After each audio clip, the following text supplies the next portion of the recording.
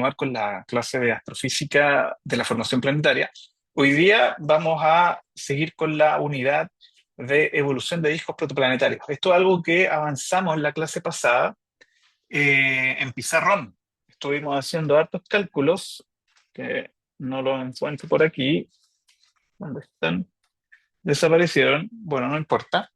Estuvimos haciendo hartos cálculos sobre la evolución viscosa de un disco protoplanetario, pensando en disco protoplanetario como un fluido que evoluciona con el tiempo. ¿Qué es lo que sucede? ¿Qué es lo que sabemos de los discos protoplanetarios? ¿Cuáles son las soluciones más básicas, más simples que podemos obtener, dada, dado los supuestos que podemos asumir? ¿Ok? Entonces ahora vamos a hacer la parte complementaria, la parte más visual de esta clase. Por ejemplo, partiendo con qué es lo que sabemos observacionalmente de la evolución de los discos protoplanetarios. Eh, Nosotros ya hemos hablado varias veces y hemos dicho en repetidas ocasiones en la clase que los discos protoplanetarios son abundantes. Tuvimos una clase donde hablamos sobre las distintas regiones de formación estelar que hay alrededor de nuestro sistema solar, que están cerca. Hay muchas nubes nebulosas, la nebulosa de Orión, la de Tauro, Carina, Ofiuco, la del Lobo, la de Camaleón. Hay un montón, varias regiones de formación estelar, estas nubes oscuras, nubes moleculares, donde hay formación estelar y por ende hay discos protoplanetarios. ¿Ya? Eso sí, la mayoría de estas regiones son jóvenes, no tienen más de 50 o 60 millones de años de antigüedad. En estas regiones jóvenes es donde encontramos los discos.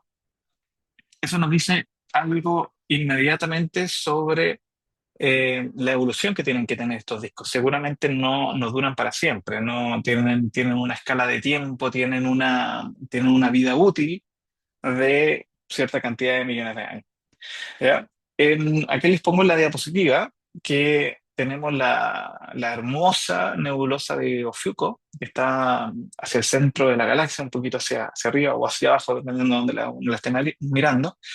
Y vemos que esta nube está llena, aquí hay como unos, no sé, hemos observado ya unos 400 discos protoplanetarios. Muchos de ellos, cuando son observados en alta resolución, muestran todas estas subestructuras que ya también las hemos comentado en algún momento en clases más introductorias, anillos, espirales, anillos múltiples, cavidades dentro de los discos, hay de todo. Pero si uno ve una región de formación estelar más antigua, como por ejemplo esta que estamos viendo acá, no sé si la conocen, son las Pléyades, se ven a simple vista en el cielo, cerca de en la constelación de Tauro, especialmente en el verano, se ven muy, muy bonitas. Este carrito de supermercado pequeño que se ve en el cielo. Esta es una región joven, pero dentro de las jóvenes es antigua. Entonces aquí ya es muy difícil encontrar discos protoplanetarios. También, bueno, aquí también hay un tema de que hay estrellas muy, muy brillantes que quizás evaporan en los discos protoplanetarios con mayor facilidad. Entonces, lo que nosotros queremos tratar de entender es cuáles son las escalas de tiempo que duran estos discos protoplanetarios, cuánto, cuántos de ellos hay, cómo se distribuyen estadísticamente, como algo que nosotros llamamos la demografía de los discos protoplanetarios, y qué podemos aprender sobre el proceso de formación planetaria a partir de estas observaciones, de estos censos que se hacen de los discos protoplanetarios. Una, una regla bastante simple de asimilar, que se las pongo ahí en la diapositiva, es que en el caso de que tú tienes un disco rotando, con cierta con velocidad kepleriana, rotando material, rotando en torno a una estrella con velocidad kepleriana, geométricamente delgado, está todo muy, muy simplificado, el momento angular aumenta con el radio, ¿ya? ¿Qué significa eso? Mientras tú estás más lejos de la estrella, más momento angular tienes. Para que la estrella logre acretar, es decir, crecer a partir de este disco, tiene que perderse momento angular o tiene que transportarse de alguna manera y perderse eventualmente del sistema. Y ese es un problema, es más bien una dificultad que tenemos en nuestras teorías de formación planetaria. Lo conversamos originalmente al principio del curso, que nuestras teorías de formación planetaria tienen que ser muy eficientes en dos cosas. concentrar la masa del sistema en el centro y distribuir el momentum angular lejos de la estrella y eventualmente, algo que estamos introduciendo ahora con estas clases, tiene que transportarse, tiene que redistribuirse, tiene que evolucionar el disco y tiene que perder momentum angular eventualmente. Esto para que la estrella pueda seguir evolucionando. Las protoestrellas que están dentro de los discos protoplanetarios son una fracción, no necesariamente una fracción grande, más bien una fracción pequeña del tamaño final, de la masa final de la estrella. Entonces la estrella tiene que seguir creciendo, tiene que poder acretar, que es el término técnico, acretar material del disco protoplanetario para así poder llegar a la masa crítica que necesita. ¿Ok? Las observaciones estadísticas, las observaciones sistemáticas de los discos protoplanetarios, las vemos aquí en el plot de la derecha. Es un paper que creo que se lo recomendé, está en la página web del curso por ahí también. Un review, un resumen de la serie PP7, Protostars and Planet 7, escrito por Ana Miotello, y muestra la distribución de masa que se ve en los discos protoplanetarios en distintas regiones de formación estelar. Cada uno de los colores que se ven acá corresponde a una región de formación estelar distinta. Si se fijan, los discos más masivos, los de más a la derecha, están principalmente, son más frecuentes en la región de Perseo, en esa región de formación estelar, que es joven, tiene menos de 1 millón de años de antigüedad. Después, si nos vamos corriendo hacia mano izquierda, vemos que están Lupus, está Camaleón, me parece, está después Sigma Orionis y está también Upper Scorpius. Si se fijan, hay cierta tendencia. Mientras más antigua la región de formación estelar, los discos son menos masivos, es decir, hay una evolución. Podemos asumir que los discos evolucionan de manera similar. Obviamente que hay ciertos parámetros de medio ambiente que tienen que ver con la evolución de los discos, como cuántas estrellas muy, muy brillantes hay que los terminan evaporando, pero asumiendo que son más o menos todas similares, se ve que con la edad la masa de los discos protoplanetarios va disminuyendo, ¿ya? A grandes rasgos. Lo mismo sucede con la distribución de radios. Bueno, ahí suceden cosas bastante interesantes, eso lo vamos a ver más adelante. Pero por ahora yo quería que nos enfocáramos en esto que vimos en la clase pasada. Estas son las ecuaciones que estuvimos derivando, con las cuales estuvimos jugando en la clase pasada. Y son las ecuaciones que a grandes rasgos nos pueden dar cuenta de la evolución de la densidad superficial de un disco protoplanetario. ¿Cuáles eran los supuestos que asumimos durante esta derivación? Fue principalmente que el disco es delgado, es decir, geométricamente delgado, es una laminita muy delgada, ¿ya? Y muchas otras cosas más tuvimos que asumir. Una de ellas también fue que íbamos a trabajar con cantidades integradas en Z. Es decir, que tu disco protoplanetario, que ya es delgado, lo vamos a aplanar más todavía integrando todas las cantidades en Z. ¿Eso por qué? No es simplemente porque nos haga los cálculos quizá un poco más fáciles en ciertos casos, sino que también porque es una cantidad que está más cercana a lo que nosotros medimos con nuestras observaciones. Tú cuando imagínate tienes un disco protoplanetario mirándote de frente, de cara, ¿ya? Lo que estás viendo es la integral de todo el flujo de emisión que tiene cada una de las partículas de polvo que tiene ese disco, ¿ya? Y eso es lo que vemos con ALMA, por ejemplo, con el observatorio ALMA.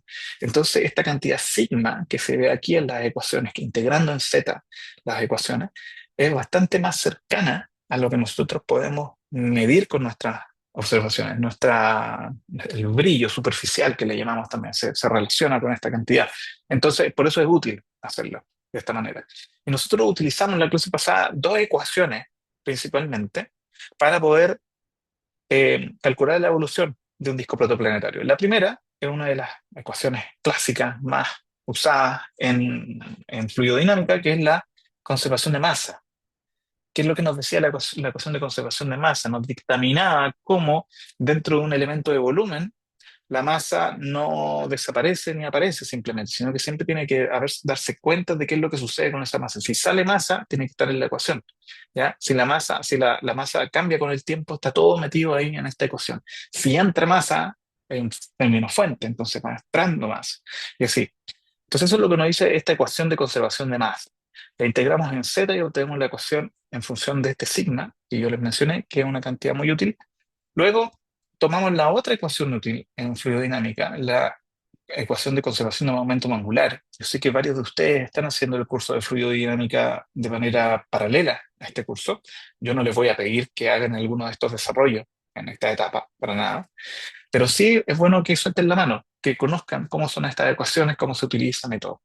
Nosotros nos quedamos solamente con las variables que tienen que ver con desarrollo, perdón, con variabilidad temporal y con variabilidad radial del disco protoplanetario, porque estamos asumiendo también que es axisimétrico. Entonces, todas las derivadas con respecto al ángulo azimutal las podemos despreciar. ¿Ya? Entonces, en la ley de conservación del momento angular que tenemos ahí, tenemos a la mano derecha un término fuente que se llama, ¿ya?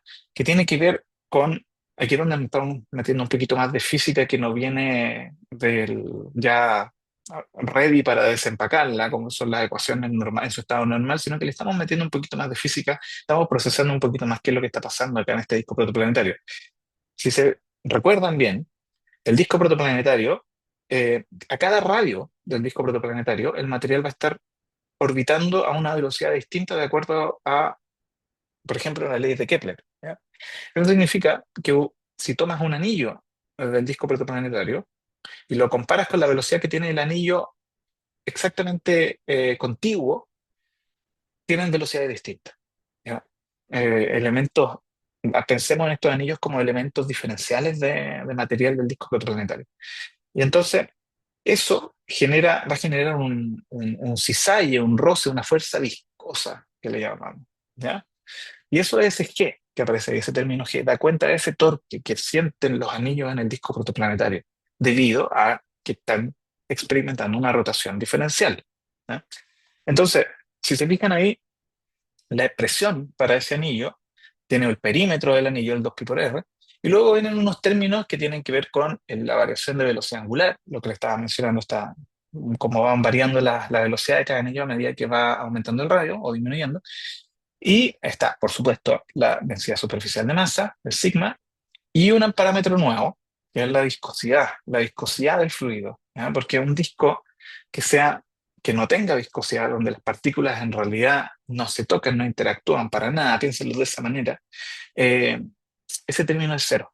¿Ya? No hay ninguna interacción entre los anillos si la viscosidad del fluido es cero. Pero si la viscosidad del fluido es no nula, entonces ese torque se vuelve inmediatamente importante y hay que tomarlo en cuenta. ¿Ya?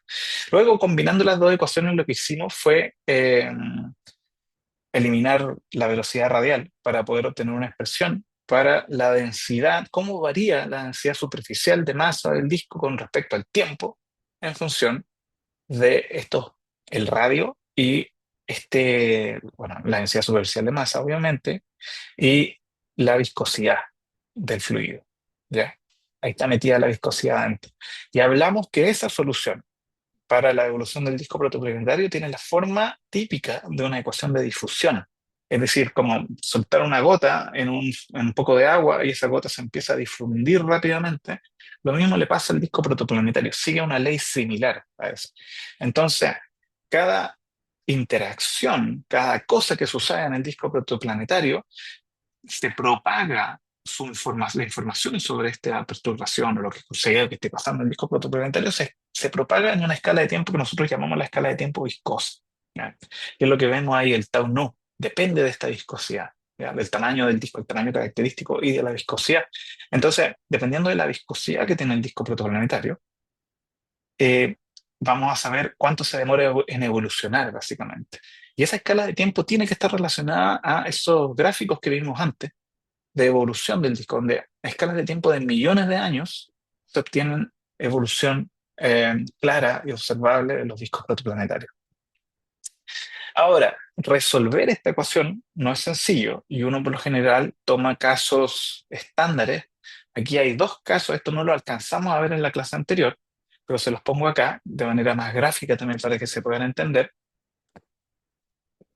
Una solución simple de la ecuación que está arriba a mano izquierda es, ¿qué pasa si el disco comienza como un anillo infinitesimalmente delgado?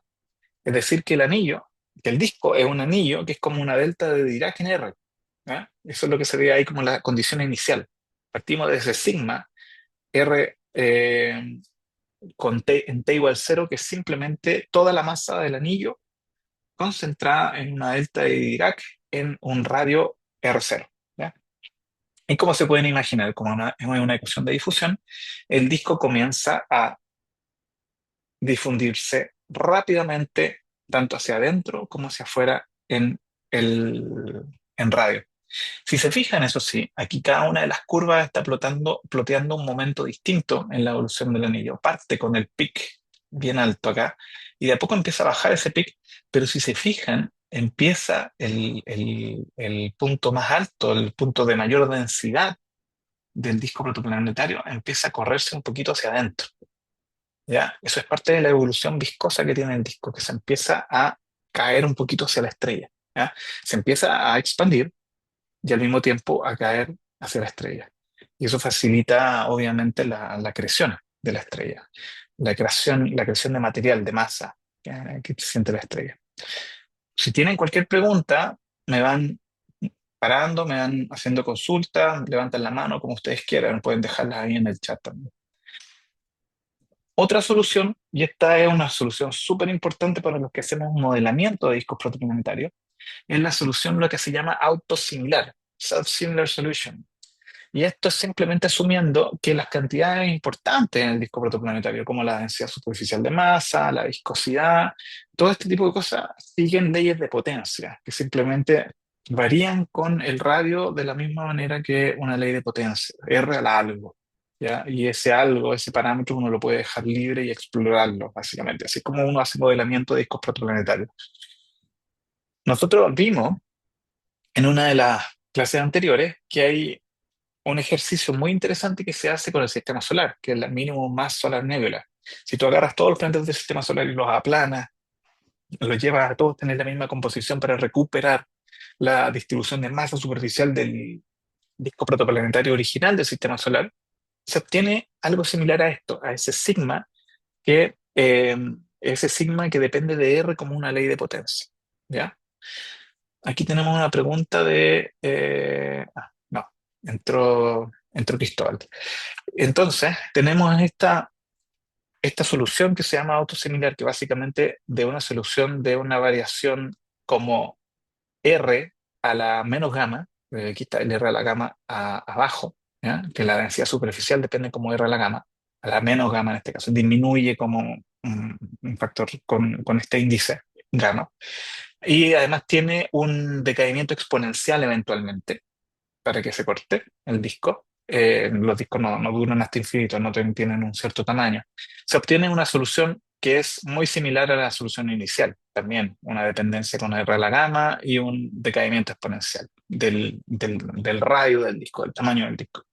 Y eso se ve acá ploteado también que a medida que va evolucionando el disco protoplanetario, ¿ya? Va cambiando su tamaño.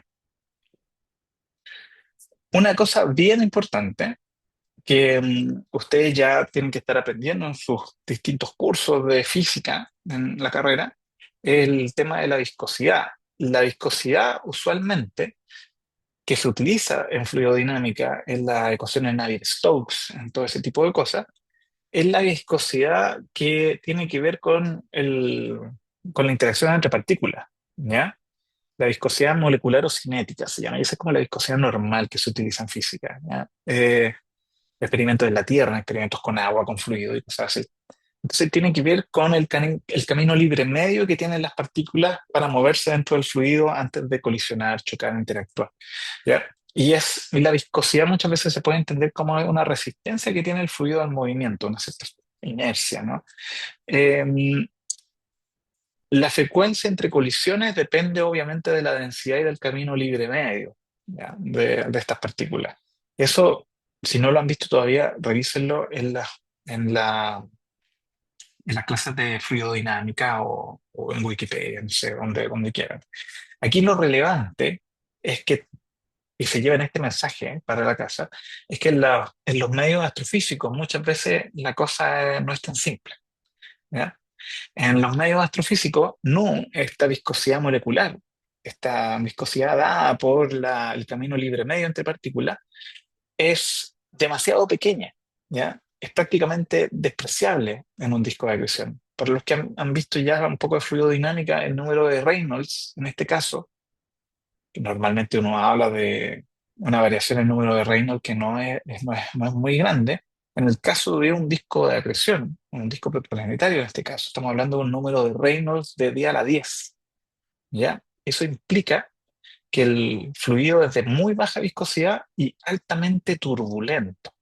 Y el disco protoplanetario no evoluciona de la manera como evoluciona un fluido ordenado, sino que es un fluido turbulento, como se ve aquí en esta simulación de la derecha, que es una simulación real, utilizando fluidodinámica, de las condiciones físicas que hay en una cajita pequeña. A alta resolución fue hecha esta simulación, una cajita pequeña de un disco protoplanetario y cómo de a poco se van formando estructuras, se van formando pequeños granos de material. Y esta misma simulación la vamos a ocupar después para explorar un poquito más de la física que le está sucediendo a esas pequeñas, esos grumos que se ven en el disco. Pero si se fijan, lo que les quería mostrar ahora es que el fluido es turbulento, ¿ya? Y que gran parte de la evolución de ese disco, porque vimos que las ecuaciones todas dependen acá de este parámetro nu.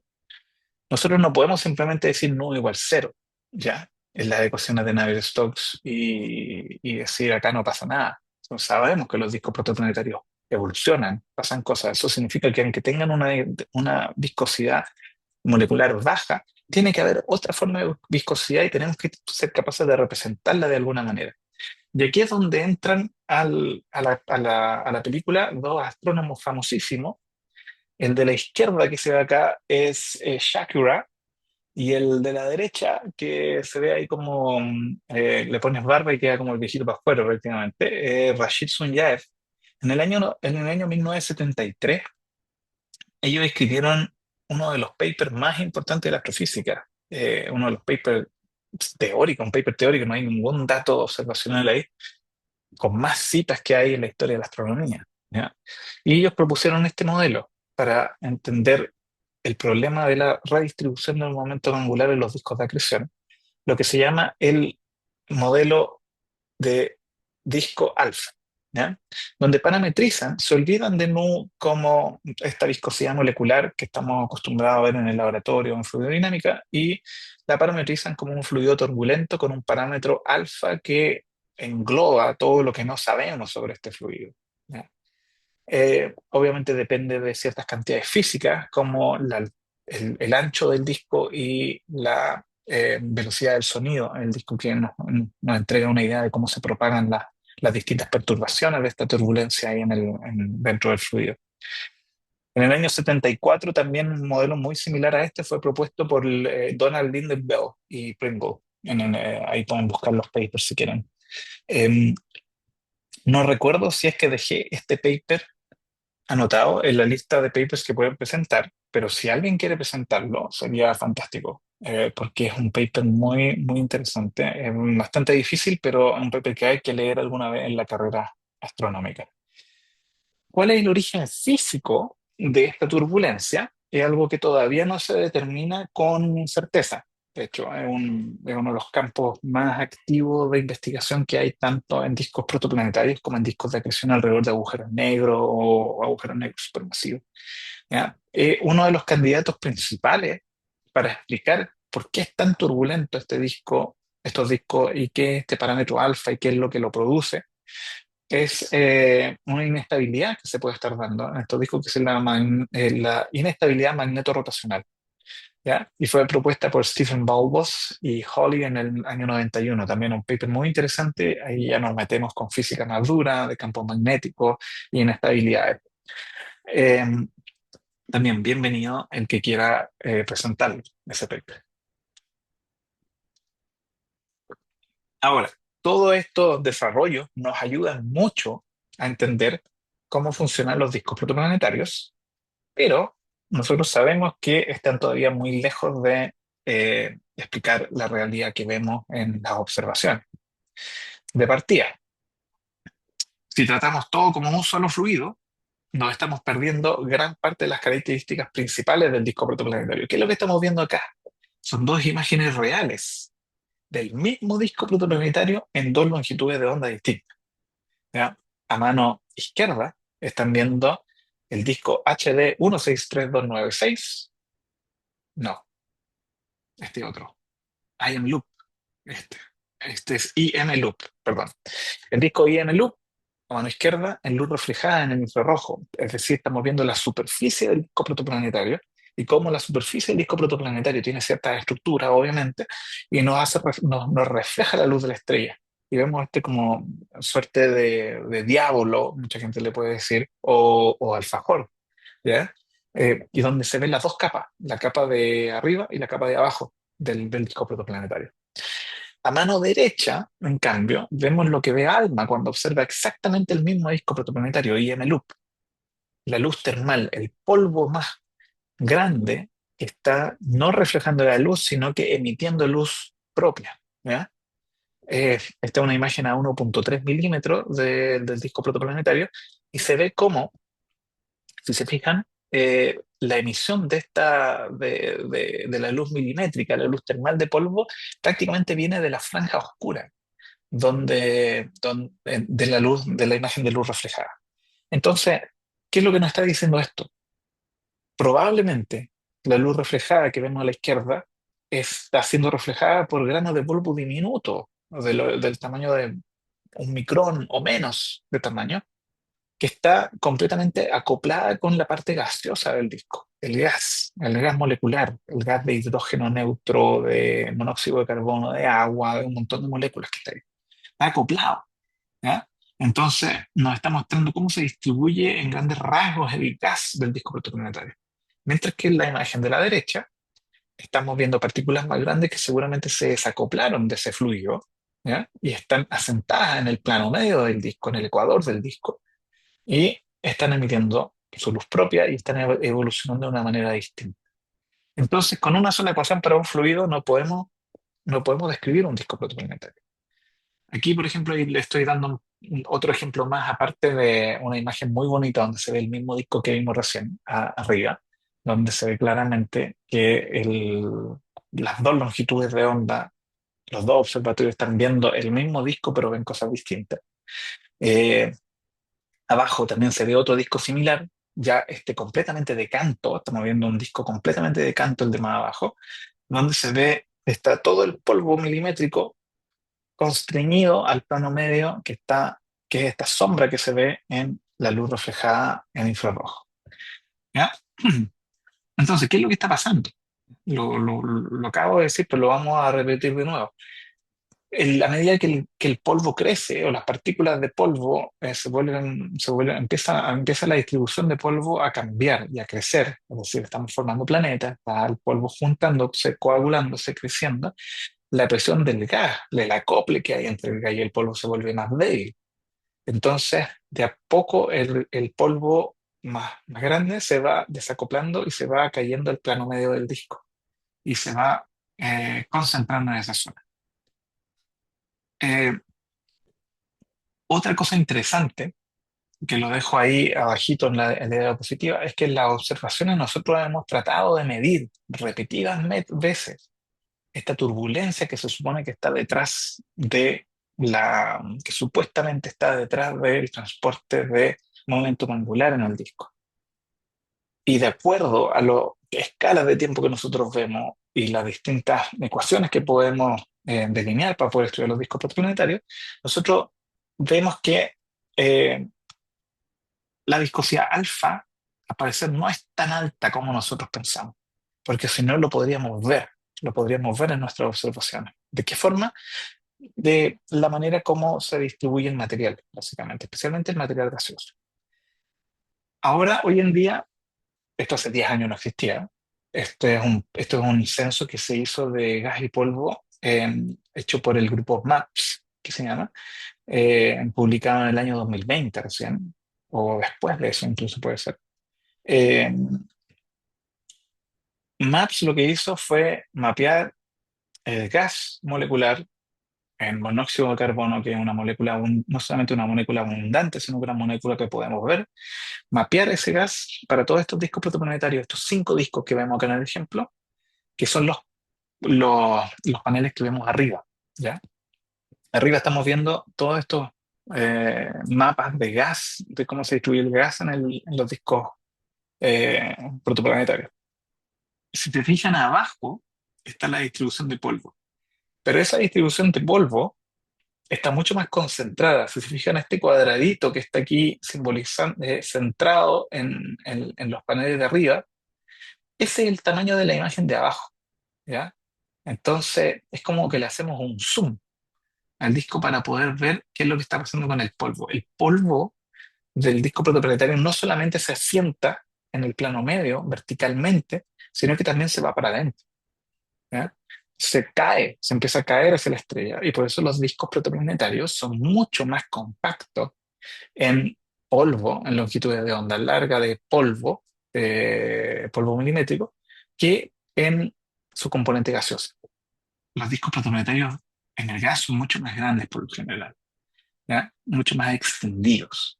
Y eso es algo re interesante que todavía se puede explicar con modelos simples del hecho de que que el polvo se desacopla del gas e inmediatamente hace que el polvo grande empiece a sentir una fuerza de roce, ¿ya? A medida que orbita la estrella.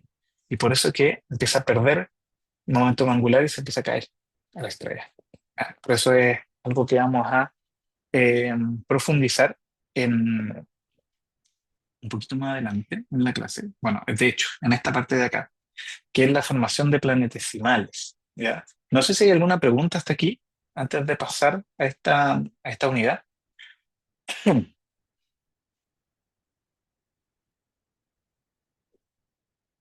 ¿No? ¿Ninguna pregunta? Muy bien. Solamente para dejar introducir, porque creo que hablemos de otro tema ahora, pero para dejar introducida esta clase que vamos a hacer sobre formación de grano, eh, quiero que veamos algunas de estas figuras. Esto ya se lo he mostrado antes, pero quiero que lo veamos de nuevo.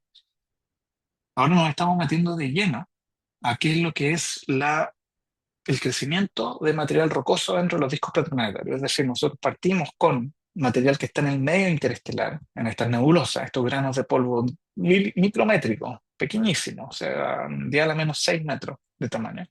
Y de alguna manera tenemos que hacer que crezca, que formen asteroides, planetesimales, planetas rocosos y planetas gigantes.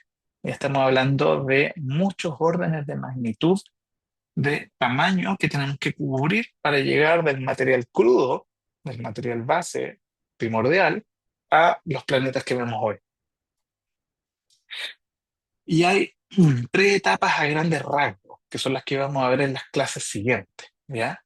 Primero está el proceso de coagulación del órgano, donde la fuerza más importante en este caso es la fricción con el gas, es lo que, o sea, más que la fuerza que domina el proceso, es la fuerza que hace que detiene el proceso de coagulación, básicamente. Bueno, puede jugar para ambos lados, pero lo vamos a ver en detalle en la clase siguiente. Acá es donde se forman los planetesimales, y este es un concepto importante del curso. Se los estoy introduciendo ahora, si es que no lo hice antes. Un planetesimal es, como su nombre lo dice, es como una partícula formadora de planetas, ¿no? Y la definición de planetesimal depende mucho de a quién le preguntes. A veces no hay un estándar tan claro, pero por lo general en la comunidad se habla de cualquier partícula de polvo que logre crecer a entre 100 metros y 100 kilómetros. O sea, del tamaño de 100 metros de una cancha de fútbol a tamaño de una ciudad grande, o el ancho de Chile, básicamente, 100 kilómetros, ¿ya? Es decir, los planetesimales son rocas bastante grandes. De hecho, planetas enanos que hay en el sistema solar están más cerca del tamaño de un planetesimal que de un planeta muchas veces, ¿ya? Luego, la otra etapa grande es el proceso de acreción. De acreción me refiero no a la acreción a la estrella de material, sino que a la acreción del planeta mismo, ¿ya? donde empiezan a dominar las fuerzas gravitatorias, es decir, el planetesimal crece a cierto tamaño en el cual la gravedad misma del planetesimal hace que atraiga más rápidamente y de manera más eficiente material y eventualmente se convierte en el núcleo de un planeta gigante o o un planeta rocoso y luego siga creciendo de una manera como vamos a ver en la etapa 3, que es la formación de planetas gigantes, donde una vez terminada la formación del núcleo, se vuelve lo suficientemente masivos para capturar gas, ¿ya? Y esas son las tres etapas que vamos a ver en las próximas clases. Una cosa que les adelanto es que hay un proceso clave que tiene que ver con el roce aerodinámico, que va a ser nuestro primer gran enemigo en la formación de planetas. Hablamos todo el rato de que el material en el disco protoplanetario, orbitando la estrella, sigue las leyes de Kepler. Pero en realidad, cuando lo vimos ahora en las imágenes, que los discos en el polvo son más pequeños, están asentados en el plano medio, se desacoplan del gas, dejan de orbitar con la velocidad, perdón, antes, cuando estaban acoplados al gas, se movían con una velocidad que si bien era similar a la kepleriana, no era igual porque había en el equilibrio de fuerza, hay un término, un gradiente de presión en el gas. El gas, al ser un fluido, tiene un gradiente de presión y eso hace que las cosas no se muevan como si fuesen una pelota, básicamente. ¿Ya? Se mueven como se mueven los gases. Entonces, eso es un poquito más lento que la velocidad con la cual orbitan los planetas y las rocas en torno a la estrella. Cuando se desacoplan del gas, inmediatamente estas partículas, los planetesimales, las partículas de polvo, todo empiezan a orbitar con una velocidad que es la kepleriana, ¿ya? Que es más rápida. ¿Qué significa eso? Que tú eres un planetesimal, te desacoplas del gas y inmediatamente empiezas a orbitar más rápido, sientes un viento a partir del gas del polvo, del gas del disco protoplanetario. Y ese gas, ese gas y ese viento te empiezan a hacer perdón, energía. Igual como cuando uno anda en bicicleta y viene una ventolera, inmediatamente uno pierde velocidad, pierde momentum, pierde energía y hasta se puede llegar a caer. Lo mismo le pasa a los planetesimales, ¿ya? Entonces, la clave aquí en lo que está en color verdecito abajo es que el gas y el material sólido se mueven a velocidades distintas y eso genera un roce. Y ese roce hace que nuestro material con el cual queremos formar planetas se caiga a la estrella. Eh, y eso es el gran enemigo, el archienemigo que vamos a tratar de atacar en las próximas clases. Por ahora,